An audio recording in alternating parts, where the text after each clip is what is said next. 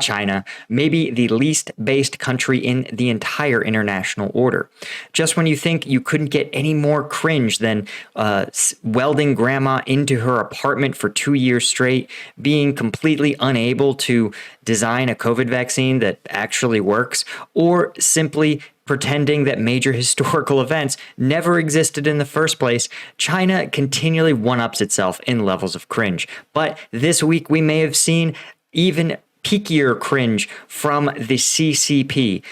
Old Uncle Xi has done it again by sending a spy balloon over the United States. And there's a lot of talk by just about everyone with a brain and some Twitter fingers trying to have some sort of hot take on this. And the truth is that most of what you read is simply the most surface level dumb takes. And there's a lot of stuff that we are forgetting. And if you don't understand how intelligence gathering and counterintelligence works, you're not going to understand why the US chose to take the actions that it did. So I'm going to break that down for you. I'm Paul, US Army combat veteran, but I also spent a couple of years in Homeland Security. So this happens to be an area where I actually have just a little bit of familiarity.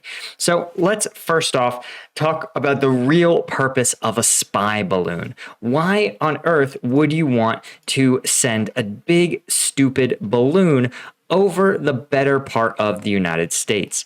Well, it seems like total nonsense, but there could be some reasons. The first reason is just like you think, it's dumb.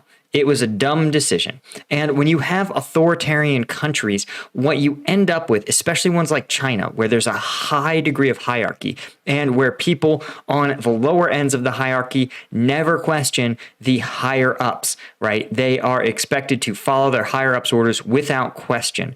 And when that happens, the individual mistakes of high-level officials tend to get amplified. They don't get mitigated, right? In more free countries, with more checks and balances on the people in power, subordinates are more willing to ask the sort of simple questions that generally take idiot policies and stop them cold. For example, in this country, China, I suspect that someone at the highest levels may have woken up one day and said, "My God, a spy balloon. We put a camera on a balloon and we send it over the United States. It's foolproof." And despite knowing full well that it was stupid, China did it anyway because nobody was willing to actually risk embarrassing themselves by telling this general or high-level Politburo official that a spy balloon was a dumb plan that really belongs in about the 40s. I believe that's when the first spy balloon was launched. Let's see. No, I'm wrong by about 200 years. This is a 200 plus year old tactic, right? So we are really living in the past here. But let's give China the benefit of the doubt and say that they actually did have some sort of larger plan at work. What could it have been? Well, I think actually the second most likely thing after it was just a dumb idea is testing the U.S.'s air defense response. Now, what's notable is that this spy balloon was detected concurrent with China engaging in very strange tests of Taiwan's airspace. Taiwan, the island that they want to cover, has a designated air defense zone, and China is routinely sending fighter jets into that air defense zone. And it seems like what they're doing is testing, seeing if there's spots where Taiwan does not detect them, sort of blind spots in their air defense zone, and it's seeing who and what sort of response gets triggered as they engage in progressively more provocative behaviors. This is a good way of intelligence gathering. In the ground combat, it's sometimes called recon by fire or probing. This is the idea of course, actually testing reactions in different spots and to different things to learn what your enemy can and cannot see and what capabilities it has to respond. This balloon could be a test of something like that in the United States. China may be asking, hey, let's find out how long we can go before the U.S. detects our these large balloons and see what they detect at different altitudes. This may help them determine how future surveillance operations could be executed, may also provide them data on how the U.S. defends its highly sensitive sites, and just can provide them with a lot of different data about U.S. capabilities in different locations, what sort of radar systems we have, how they lock on to targets, that sort of thing. So it could be simply, it was never meant to sneak through the United States. It was always meant to be detected, and the US's response was part and parcel to learning about how the US does it. Now, the other, of course, possibility is that it's actually high-tech surveillance systems.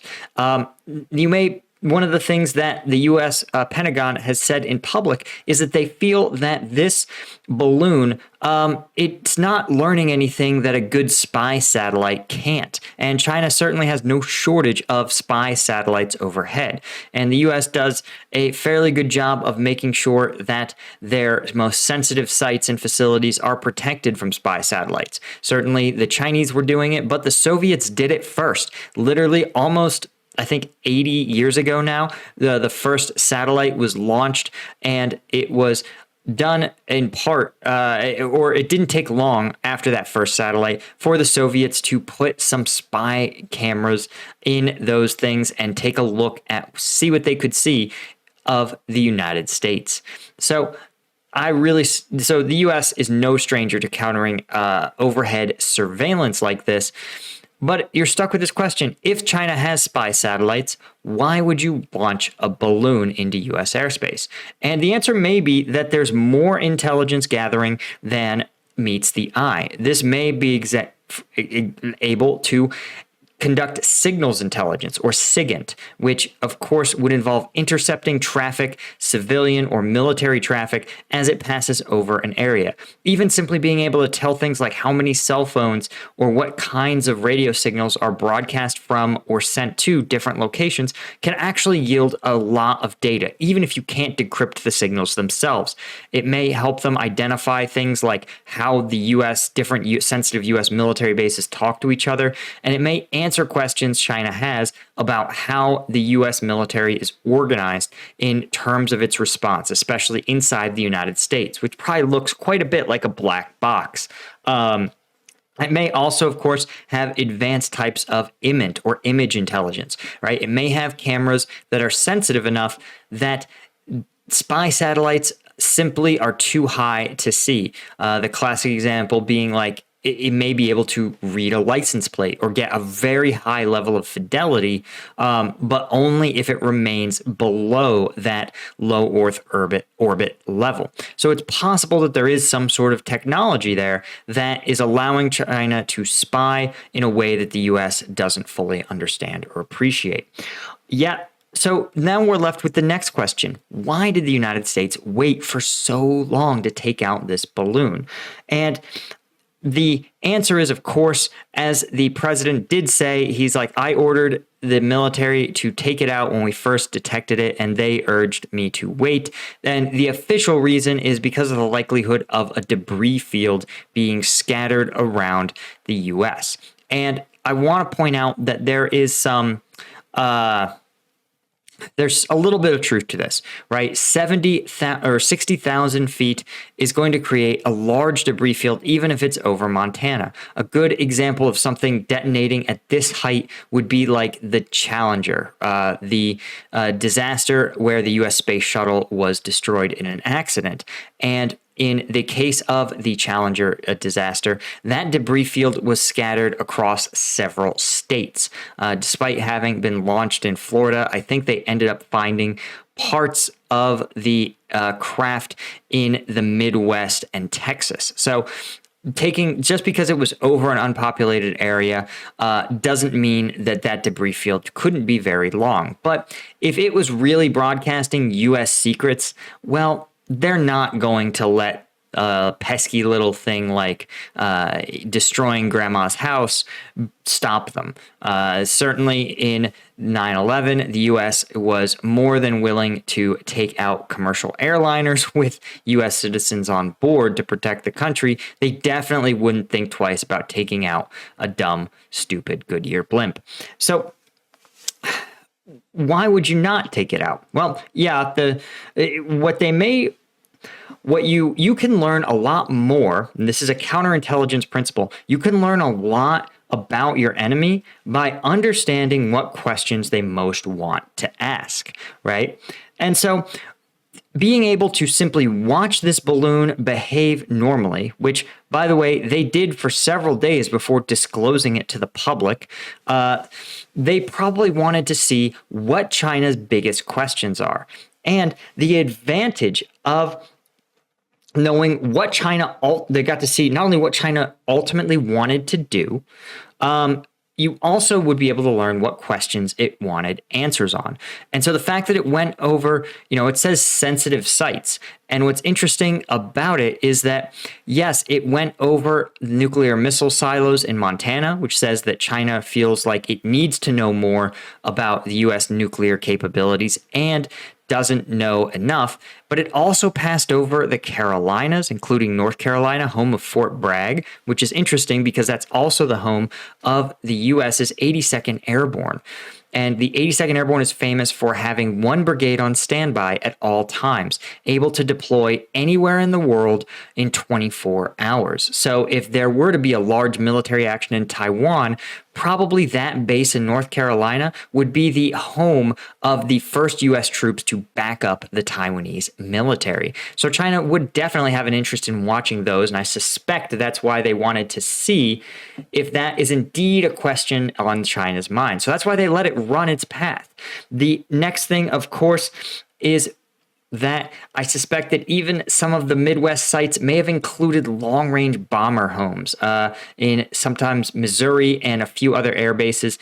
You can actually find the homes of many of the U.S.'s strategic bomber aircraft, which, if indeed is the case, tells us something else about China's expected problems if they want to, say, engage. Really, I think about the invasion of Taiwan as their major strategic goal. And to do so, they need to know a lot about the U.S.'s rapid response capabilities. So the only way we can know for sure what they wanted to see and what they don't know about the United States is by letting that balloon run through its entire path. And it can be easy because you can, ahead of the path, tell all of those sensitive military sites to simply remove from public view any relevant information that isn't already available from a satellite.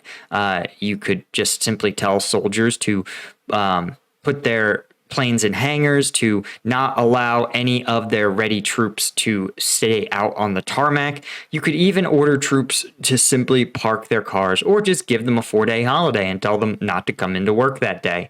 All of which are easy ways to ensure that China won't get any useful data, all while the U.S. gets to learn everything they want about what China doesn't know about them. The other thing is that by not taking it down, you buy more time to actually analyze the device itself. You can do some capability analysis. As we talked about, there's a possibility that this device, this balloon, is gathering IMINT or SIGINT, but is it doing it in a vacuum? Well, if we shoot it down and destroy it, we won't know things like who it's talking to, what type of signals it's sending, and if it's receiving any instructions back from Beijing. As long as it's floating, especially before we publicly acknowledged it, we could gather all of that information about this balloon. And so we would again get to watch and perhaps even listen in on what China is collecting from the balloon and what it's feeding back in terms of instructions. And once you collect all that data and you analyze it thoroughly, you can learn a lot about another nation by just knowing what it is that they want to know about you.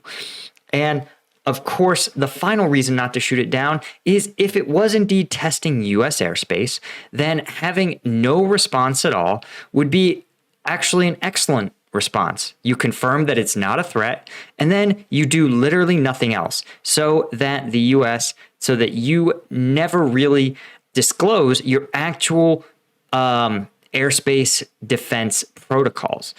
And it's especially juicy because the U.S. waited several days until it was deep inside U.S. airspace. China must have thought to themselves, wow, we have really penetrated the U.S. airspace. They've never detected it. And then after several days, you actually just have your president hold a press conference and go, hey, we've known about this the entire time. It's a Chinese spy balloon. It's sort of like being a little kid and thinking you are going to ninja crawl your way into the kitchen to steal a cookie, only for you to make it all the way to the cookie jar before your mom looks at you and goes, what on earth are you doing on the floor? Your ninja skills just weren't up to par, and frankly, China may also have an equally embarrassing situation. Its spy skills are actually comically bad when they thought they may have actually been pulling a fast one. So all of this to say that there's a lot more to think about in this sort of balloon incident than the general public or the smooth brain takes we're seeing on Twitter necessarily indicate. Anyway, guys, that's all I had.